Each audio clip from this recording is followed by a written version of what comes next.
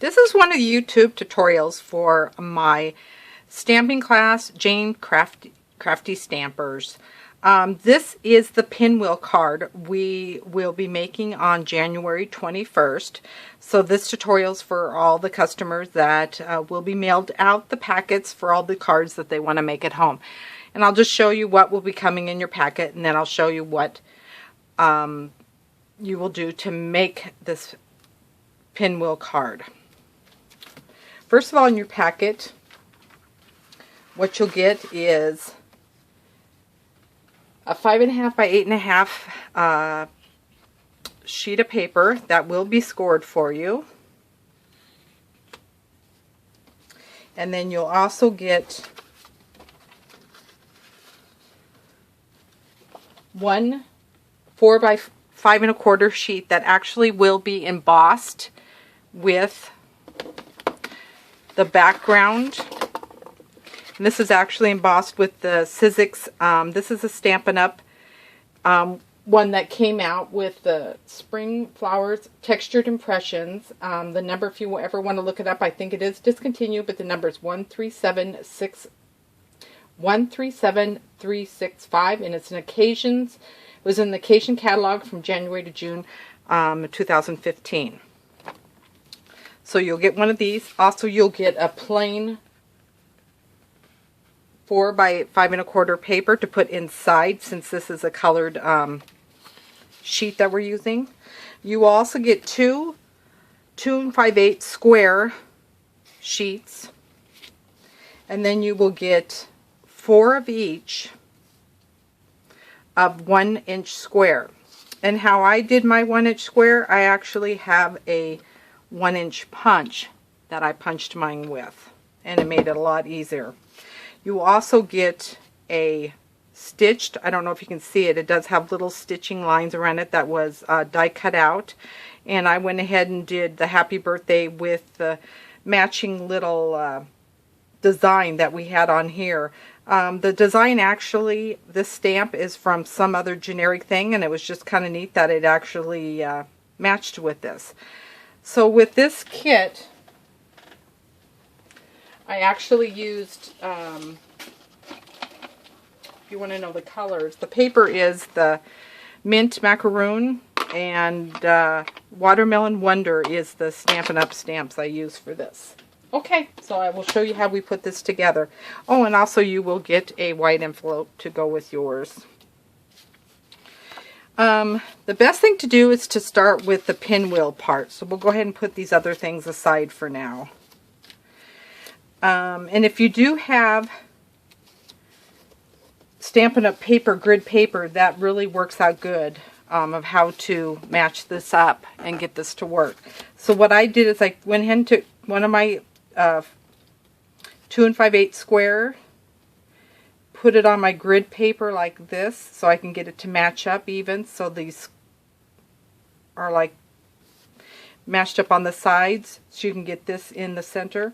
And what I did is go ahead and take the lines of your grid paper also and match it up on this grid.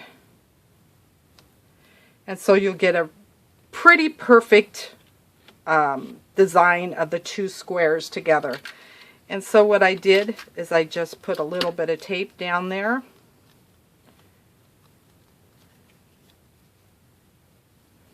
To get that to stick down.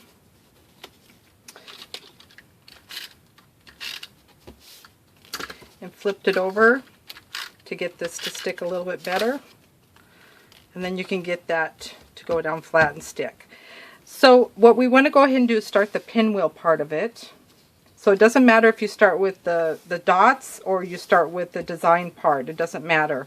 What matters is on the first one, you just want to put a little bit of tape on the first one, because you'll see at the end of here we need to pick this up and slide one under. So, and we want to show the border a little bit.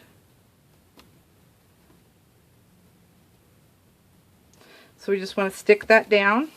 So we got a pattern one. Now we want to do a dot one. And on these other ones that you're putting down, it doesn't matter how much tape you put on these. The more is probably better so you can get it down. It's just that first one because we have to pick that up at the end. And just make sure when you're doing this that you just have a little bit of your border stuck all the way around.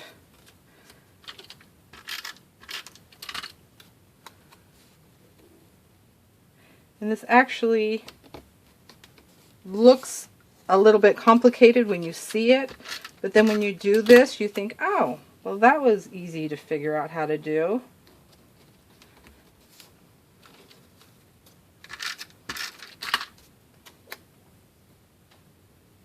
And I found out when I've designed a couple of these on this pinwheel style, it's better to pick a paper out that doesn't have a directional pattern to it, because then you have to kind of pick the directions of the way you're going to lay it on your card, and this makes it easier. Okay, so see how we have this and we have the two colors going this way? And this is what I was saying about your last piece. So what we have to do is you have to pick up this first piece and slide this under here, because you want these to overlap. And then after you're done with that, you can just go ahead and put a little bit of tape on that one to get that to stick down. So there, simple. You have your pinwheel.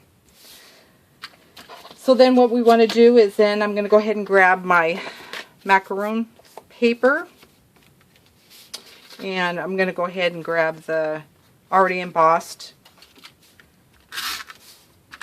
Just do a few lines here. And this is going to have a little bit of showing edge for color.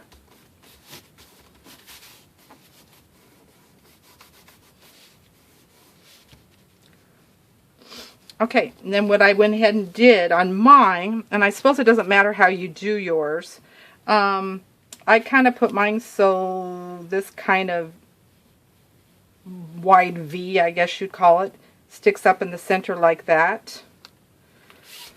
And so I just go ahead and put a bunch of tape on it to get it to stick down. And this way I'm saying on your patterns, you don't have to worry about which direction your patterns are going if you have dots or something like that. And then what I also will give you is one of these colored dots. This will be another YouTube I'll do. I melt down my own beads to make my dots, and I'll show you how to do that. So what I do is go ahead and put a couple of glue dots. Go ahead and put that in the center for decoration. And then I have this. And it doesn't matter what you want to do, but I'm going to go ahead and do a little bit of tape on mine so it stands up a little bit. So foam, if anybody has foam mounting tape. Then I go ahead and just kind of center this in the card. And then what we want to do is take your white piece that I gave you, because we want to have something white to write on.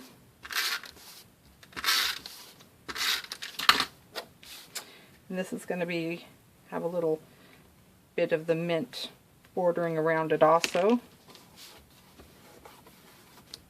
Okay, and there's your card. Nice and simple. And if you have any questions, you can always email me, and I'll have more YouTubes for the rest of the projects that we have. Bye!